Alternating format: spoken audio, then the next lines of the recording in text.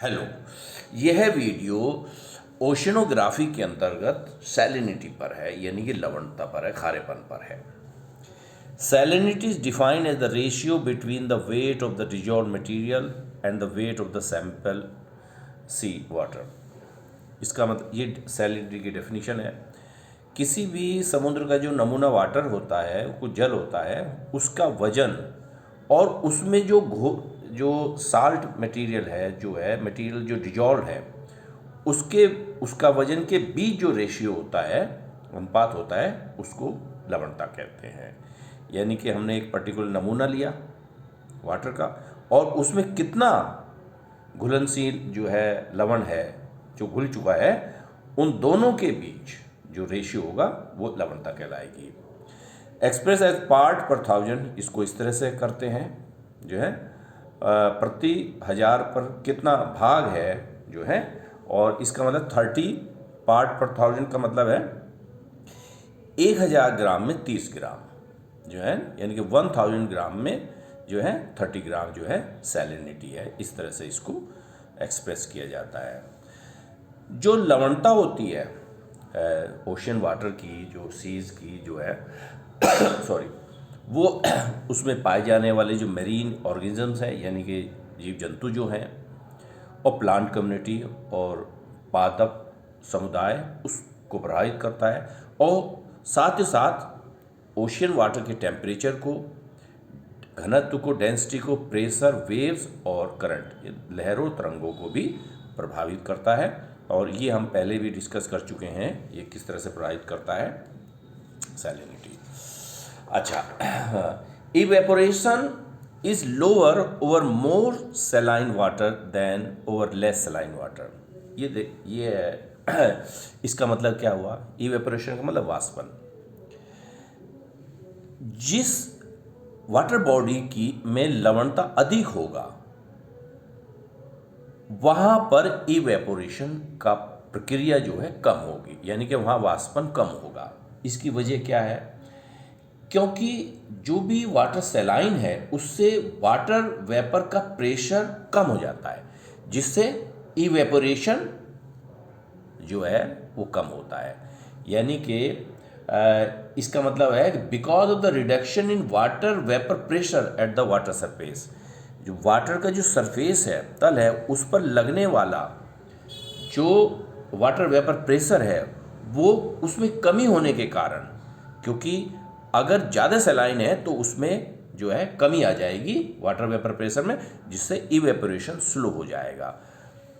Water than over less saline water, यानी कि अगर समुद्र का पानी या महासागरों का वाटर जो है लेस सलाइन है, कम जो है खारा है, तो वहाँ इवेपोरेशन ज़्यादा होगा, और ज़्यादा सलाइन है, मोर सलाइन है, तो वहाँ पे इवेपोरेशन का प्रोसेस ज़्यादा हो जाएगा। और इसका मैंने फैक्टर कारण बताया है, रीजन क्या है कि वाटर वेपर जो है, क्योंकि वाटर वेपर भी प्रेशर लगाता है सरफेस पर, और वो कम हो जाएगा, जिसकी वजह से इवेपोरेशन का प्रोसेस स्लो हो जाएगा। Salinity increase the density of sea water. अगर कोई फ्रेश वाटर है और उसमें हमने सैलिनिटी, उसमें हमने साल्ट डिजोल्व कर दिया, तो इसी प्रकार से अगर सैलिनिटी ओशन वाटर की ज़्यादा है तो वहाँ पर डेंसिटी ज़्यादा हो जाएगी। क्यों?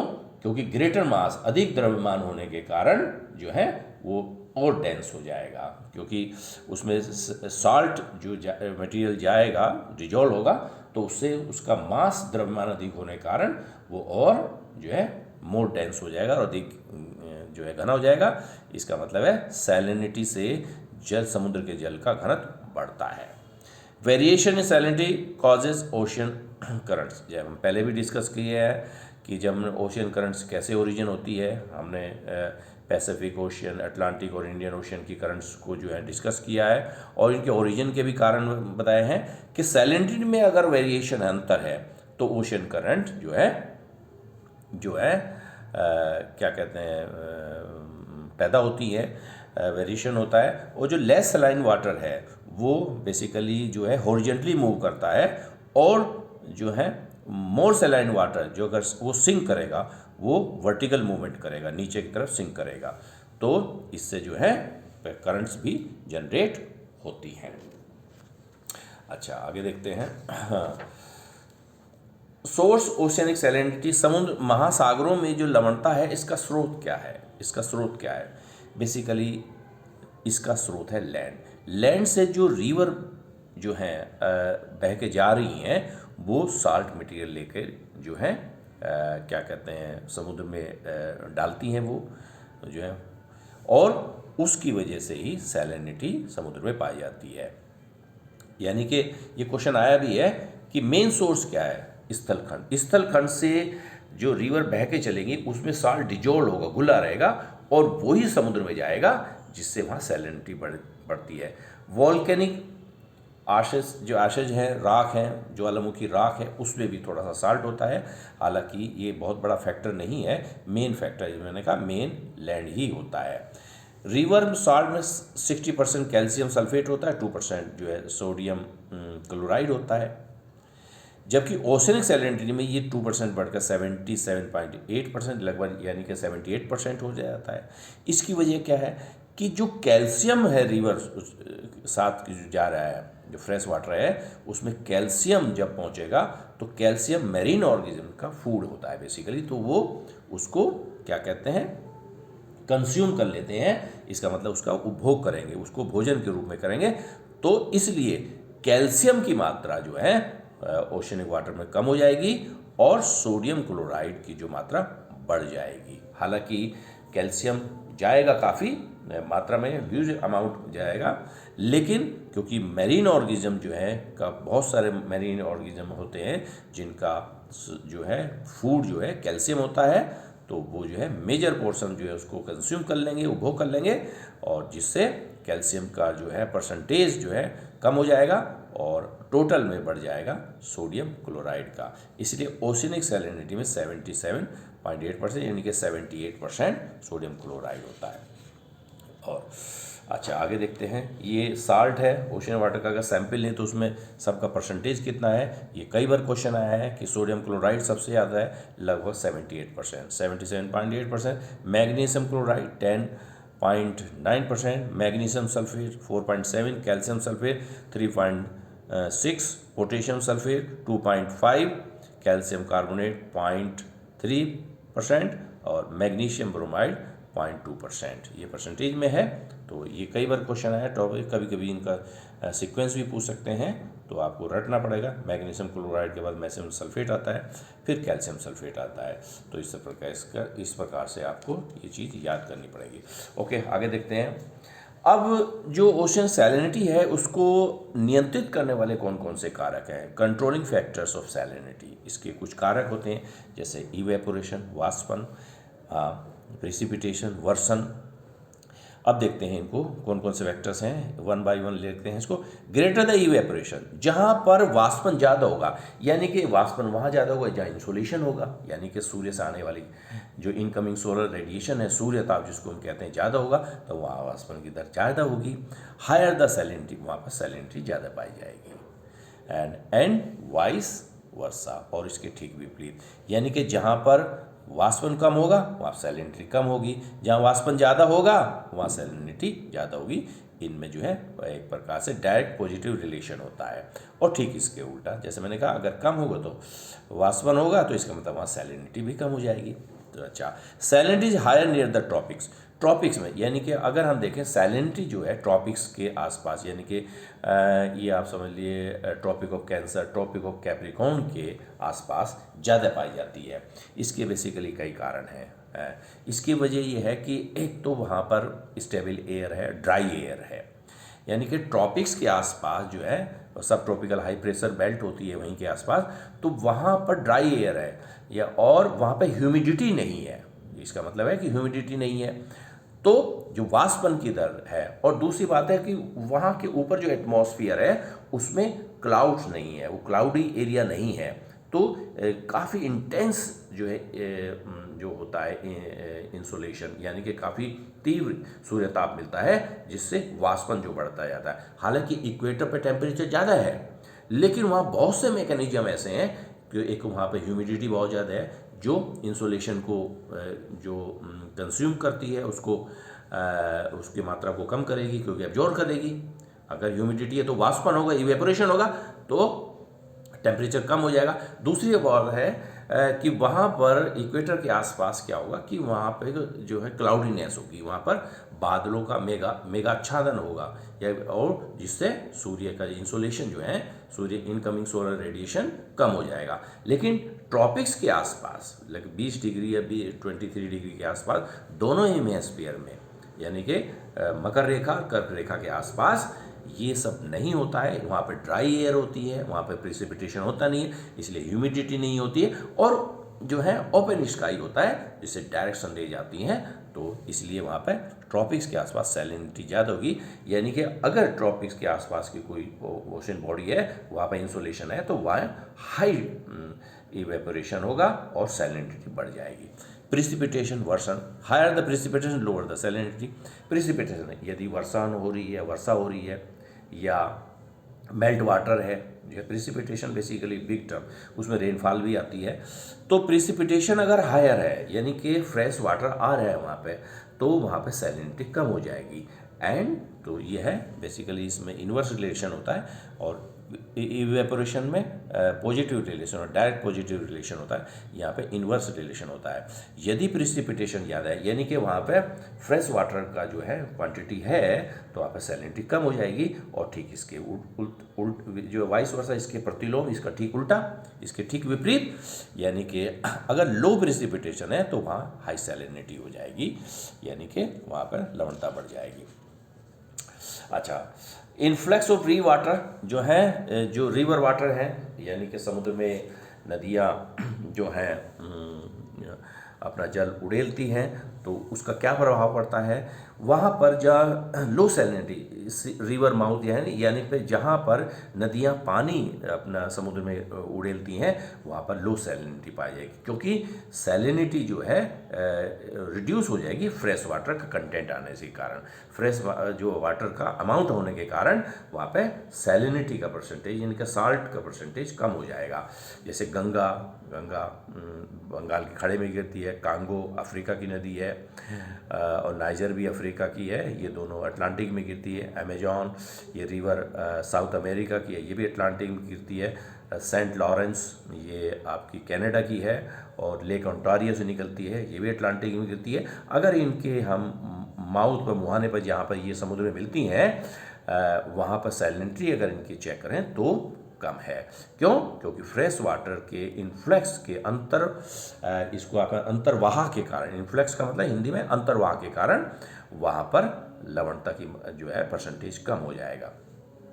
इसी प्रकार से अगर डेन्यूब आपकी नदी है यूरोप की, नीस्टर है, नीपर है, तो ये ब्लैक सी में गिरती है, और वहाँ पे लो सैलिनिटी होती है, क्योंकि ये जो फ्रेश वाटर जो है ब्लैक सी में, हालांकि Black Sea is a enclose sea, और ये भी देखा गया है कि जो बंधे हुए इनक्लोज सी है, परिवृद्ध है, जो है घिरे हुए हैं, वहाँ पर साफ रूप से मतलब क्लियरली आप देख सकते हैं सैलिनिटी, अगर वहाँ पे रिवर अपना पानी जो है गिरा रही है, उड़ेल रही है, तो वहाँ पे सैलिनिटी कम हो जाएगी। कहने का मतलब है ब्लैक सी में 3 नदियाँ, ये यूरोप की प्रमुख नदियाँ हैं, गिरने के कारण सैलिनिटी कम है, क्योंकि ये फ्रेश वाटर लेके आती हैं। Low salinity in the Gulf of Bothnia इधर आप देखें स्वीडन और फिनलैंड के बीच में है बोथनिया की खाड़ी। नॉर्थ यूरोप में जाएंगे आपके स्कैंडिनेवियन क्षेत्र में, influx of immense volume of river water, क्योंकि यहाँ पर नदियों का पानी जो है काफ़ी बड़े मात्रा में अंतर्वाह होगा, जिससे बोथनिया की खाड़ी में लवणता कम हो जाएगी, जो है क्योंकि जो है रिवर जो है फ्रेश वाटर लाएगी, और जिससे बोथनिया की खाड़ी बेसी बाल्टिक सी का ही पार्टी के बाल्टिक सागर का ही जो एक नदर्न आर्म है, ये उत्तरी जो है भुजा है इसकी, तो बोथनिया की खाड़ी में लो सैलिनिटी का कारण है कि वहाँ पर बहुत सारी नदियाँ जो है आकर मिलती हैं, ये मतलब है इसका। अच्छा, where evaporation exceed the influx of fresh water, ऐसा देखा गया है रिवर वाटर, यानी कि जहाँ पर वाष्पन की दर ज़्यादा है, नदियों के द्वारा जो अंतर्वाह हो रहा है, नदियों के द्वारा जो फ्रेश वाटर समुद्र में उड़ेला जा रहा है, उसका अंतर्वाह हो रहा है, तो वहाँ पर there is increase in salinity, वहाँ पर सैलिनिटी ज़्यादा होती है। यानी कि सूर्यताप जो है इंसोलेशन का बहुत ज़्यादा मेजर फैक्टर की है, और वहाँ पर जो है फ्रेश वाटर का अमाउंट कम है तो इवेपोरेशन का प्रोसेस ज़्यादा होने के कारण सैलिनिटी बढ़ जाएगी। ये मतलब है। जैसे मेडिटेरेनियन सी जो है वहाँ पर, क्योंकि मेडिटेरेनियन सी में जो है ये काफ़ी 40 पार्ट पर 1000 है, इसका मतलब है 1000 ग्राम में 40 ग्राम जो है सैलिनिटी है, जो कि काफ़ी बिग अमाउंट माना जाता है ये। तो यहाँ पे वाष्पन ज़्यादा है, फ्रेश वाटर की नदियों के द्वारा नहीं इतना आता है यहाँ पे, तो इसकी वजह से मेडिटेरेनियन सी की सैलिनिटी बढ़ जाती है। सीजनल वेरिएशन भी होता है, कॉमन सेंस की बात है। जब रेनी सीजन होगा तो रिवर्स काफ़ी ह्यूज जो अमाउंट में जो है नदियों में पानी जो है गिराएगी, जिससे सैलिनिटी वहाँ पे कम हो जाएगी। और जो है जब रेनी सीजन नहीं होगा तो अमाउंट ऑफ सैलिनिटी बढ़ जाएगा। तो सीजनल वेरिएशन भी होता है जो है ये रेनी सीजन में, और जब रेनी सीजन नहीं रहता है तो वहाँ पे अंतर आ जाता है। Atmospheric pressure and wind direction, वायु दाब और जो पवन की जो दिशा है उससे भी जो है सैलिनिटी प्रभावित होती है। ये भी कंट्रोल एक फैक्टर है उसका। देखिए सब tropical high pressure belt 30-35 degree के आसपास ही है, दोनों ही गोलार्ध में हेमिस्फीयर में सब ट्रॉपिकल हाई प्रेशर बेल्ट पाई जाती है। और वहाँ पे एयर स्टेबल है, और जो है वहाँ पे एयर स्टेबल है और वहाँ पर रेनफॉल नहीं होता है, और ये एक वजह है हाई सैलिनिटी की। दूसरी बात है कि वहाँ पे जो है wind also help in the distribution, ये एक वजह है। ड्राई एयर है जो है, इवेपोरेशन की रेट बहुत ज़्यादा है जो है, और वहाँ पे एंटी साइक्लोनिक कंडीशन पाई जाती हैं। तो सब ट्रॉपिकल हाई प्रेशर में प्रति चक्रवात की दशा पाई जाएगी। ड्राई एयर है, ह्यूमिडिटी जो है नहीं है वहाँ पे, अब्सेंस ऑफ ह्यूमिडिटी कह सकते हैं आप। तो ये सब फैक्टर्स की वजह से हाई सैलिनिटी पाई जाती है।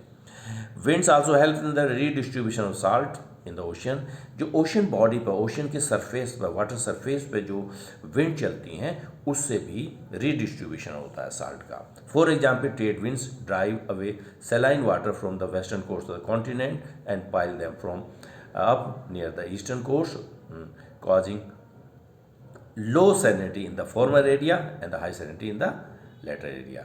अब इसको थोड़ा सा मैप से देख लेते हैं। देखिए हमने इसको पहले भी डिस्कस किया है, ये अटलांटिक ओशियन है। अटलांटिक ओशियन में देखिए यहाँ से 30-35 डिग्री से ये इक्वेटर के आसपास है, कि जो है इक्वेटर है, ये एक प्रकार से नॉर्थ इक्वेटोरियल करंट है, ये साउथ इक्वेटोरियल करंट है। उत्तरी विषुवतीय धारा है, समुद्री धारा, और दक्षिणी विषुवतीय धारा। तो यहाँ पर इक्वेटर है, इक्वेटर पर 30-35 डिग्री से इक्वेटर की तरफ ट्रेड विंड चलती है, व्यापारी पवनें। तो जब ये व्यापारी पवनें ट्रेड विंड चलेंगी तो ये वाटर को जो है अपने साथ ड्रैग करेंगी, खींच के ले जाएंगी। तो यहाँ पर जो है सैलिनिटी कम हो जाएगी, ठीक है। और इसका मतलब है ये कॉन्टिनेंट है, ये यूरोप है, ये अफ्रीका है। तो ये कॉन्टिनेंट का क्या है, वेस्टर्न पार्ट है, नॉर्थ साउथ ईस्ट वेस्ट। तो कॉन्टिनेंट के वेस्टर्न पार्ट पर सैलिनिटी रिड्यूस हो जाएगी, क्योंकि ट्रेड विंड्स जो है ऊपर के जो है वाटर बॉडी को जो है ड्रैग कर रही है। और यही जो है ये नॉर्थ अमेरिका साउथ अमेरिका, यही जो ट्रेड विंड्स जो है बहा के लेके जाएंगी, तो यहाँ पर सैलिनिटी बढ़ जाएगी, यानी कि कॉन्टिनेंट के ईस्टर्न पार्ट पर सैलिनिटी बढ़ जाएगी, ये कह रहे हैं वो। दोबारा पढ़ देते हैं। Trade winds drive away saline water from the western coast of continent, continents के वेस्टर्न कोस्ट से जो है बहा के दूर ले जाएंगी, एंड पाइल देम, और एकत्रित करेंगे near the eastern coast of, और एकत्रित करेंगे महाद्वीपों के पूर्वी तटों पर, कॉजिंग लो सैलिनिटी, जिससे वहाँ पर लवणता कम हो जाएगी।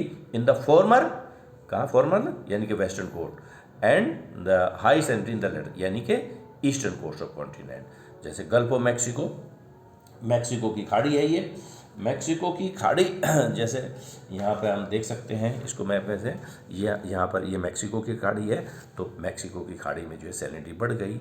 दूसरी ओर ये कह रहे हैं क्या कहते हैं, गल्फ ऑफ कैलिफोर्निया, ये इसके लिए प्रशांत महासागर की तरफ चलना पड़ेगा। ये कैलिफोर्निया की खाड़ी है, यहाँ पे कैलिफोर्निया की खाड़ी है, तो यहाँ भी ट्रेड विंड्स चलती है। ट्रेड विंड्स तो जो है पूरे ग्लोब पे चलती हैं, तो यहाँ पे जो है कम हो जाएगी, ठीक है। और जो है क्योंकि ये ट्रेड विंड्स अगर हैं तो ये कॉन्टिनेंट का ईस्टर्न पार्ट है, सॉरी कॉन्टिनेंट का जो है वेस्टर्न पार्ट है तो यहाँ पे कम हो जाएगी और इधर बढ़ जाएगी। तो इस प्रकार से जो है गल्फ ऑफ कैलिफोर्निया पर 34 के जो है पार्ट पर 1000 है, और गल्फ ऑफ मैक्सिको जो है, क्योंकि गल्फ ऑफ मैक्सिको यहाँ पर पड़ेगा ईस्टर्न मतलब कॉन्टिनेंट के ईस्टर्न पार्ट पर, यानी कि ओशन के वेस्टर्न पार्ट पे पड़ेगा, तो यहाँ पर कम हो जाएगी, यहाँ पे बढ़ जाएगी। इसी प्रकार से प्रशांत महासागर को भी दोबारा देख लेते हैं। तो यहाँ पे जो है ट्रेड विंड्स यहाँ भी चल रही है, तो कैलिफोर्निया की खाड़ी पे यहाँ कम हो जाएंगी और यहाँ पे बढ़ जाएंगी। तो इसका मतलब है ईस्ट और वेस्ट को आपको देखना है, यानी कि वेस्टर्न कोस्ट यानी कि ओशन का ईस्टर्न मार्जिन, यानी कॉन्टिनेंट का वेस्टर्न रीजन का मतलब क्या होता है, ओशन का ईस्टर्न मार्जिन, ईस्टर्न रीजन आप कह सकते हैं। तो दोनों में अंतर आता है। आगे देखते हैं circulation of ocean water. Ocean currents affect the distribution of जो सैलिनिटी। ओशन करंट्स भी जो सैलिनिटी को के वितरण को प्रभावित करती हैं। Equatorial warm currents dry away salt from the western coast of area western coastal area of the continent and accumulate them along the eastern coastal area। ये हमने पहले भी डिस्कस किया है, और इसको विंड्स के रूप में हमने डिस्कस किया है, तो करंट्स के रूप में भी डिस्कस करते हैं। देखिए इसमें सब एक साथ मिल के ही देखे जाती चीज़ों को। जैसे यहाँ ट्रेड विंड चल रही है, तो ट्रेड विंड्स के चलने की वजह से नॉर्थ इक्वेटोरियल करंट जनरेट हो रही है, ये साउथ इक्वेटोरियल करंट चल रही है। तो ये ओशन करंट जब जाएंगी तो अपने सैलिनिटी लेके जाएंगी। तो आप इसको चाहे विंड्स पॉइंट ऑफ व्यू से देख लें या करंट पॉइंट ऑफ व्यू से देख लें, तो कहने का मतलब है इस एरिया में सैलिनिटी कम हो जाएंगी, क्योंकि नॉर्थ इक्वेटोरियल करंट या साउथ इक्वेटोरियल करंट जो है सैलाइन वाटर को जो है वेस्ट की तरफ लेके जाएंगी, यानी कि west part of the ocean but eastern part of continent. तो इसलिए ओशन करंट भी जो है, और इनके ऊपर जैसे हमने विंड्स भी चलती हैं, तो ये सब है एक प्रकार से टोटल जो टोटलिटी में देखना चाहिए एक प्रकार से, तभी चीज़ें क्लियर होती हैं। Along the eastern gulf the high salinity of Mexican gulf is partly due to this factor, जो है मैक्सिको की खाड़ी में, क्योंकि यहाँ पर जो है ये जो करंट्स हैं ये मैक्सिको की खाड़ी में एंटर करेगी, तो ये सैलाइन वाटर को लेके जाएगी, तो इसलिए हाई सैलिनिटी ज़्यादा होती है यहाँ पर। अच्छा आगे थे north Atlantic drift the extension of the gulf stream. North Atlantic, इसको हम पहले भी कई बार देख चुके हैं, ये गल्फ स्ट्रीम, जीएस का मतलब गल्फ स्ट्रीम, और नॉर्थ अटलांटिक इसी का एक्सटेंशन है, जो है ये यहाँ की सैलिनिटी को नॉर्थ वेस्ट यूरोप में लेके जाएगी। तो कहने का ओशियन करंट्स भी डिस्ट्रीब्यूशन कर रही हैं। तो कहने का मतलब north Atlantic the extension of gulf stream increase salinity along the north west coast of Europe. Europe के नॉर्थ वेस्ट उत्तर पश्चिमी तट पर जो सैलिनिटी को बढ़ा देंगी। ठीक, ये इस तरीके से देखा जाती है चीज़ों को। और यहीं पर वेस्टर्लीज भी है, क्योंकि करंट्स को वेस्टर्लीज ही लेके जाएंगी, या तो आप करंट्स, क्योंकि करंट्स जो है अपने आप तो मूवमेंट नहीं करेगी, उसकी जो मूवमेंट होगा वो किसी मैकेनिज्म की वजह से होता है, और वेस्टर्ली यानी कि पछुआ पवने इसको लेके जाएंगी। तो आप दूसरे एंगल से भी देख सकते हैं। अच्छा आगे देखते हैं आइसोलाइन, ये टर्म है the lines joining the ocean regions of equal salinity, यानी कि मैप पर ऐसे प्लेसेस को, ऐसे रीजन को ज्वाइन करने वाले, मिलाने वाली, जहाँ पर समान लवणता पाई जाती है, ऐसी रेखाओं को आइसोलाइन कहते हैं। इंपॉर्टेंट है, ये कई बार आया। Salinometer, salinometer is use to measure salinity of the sea water. ये समुद्र के पानी के खारेपन को, उसकी लवणता को मापने का एक मीटर है, इसको हम सैलिनोमीटर कहते हैं। ओके।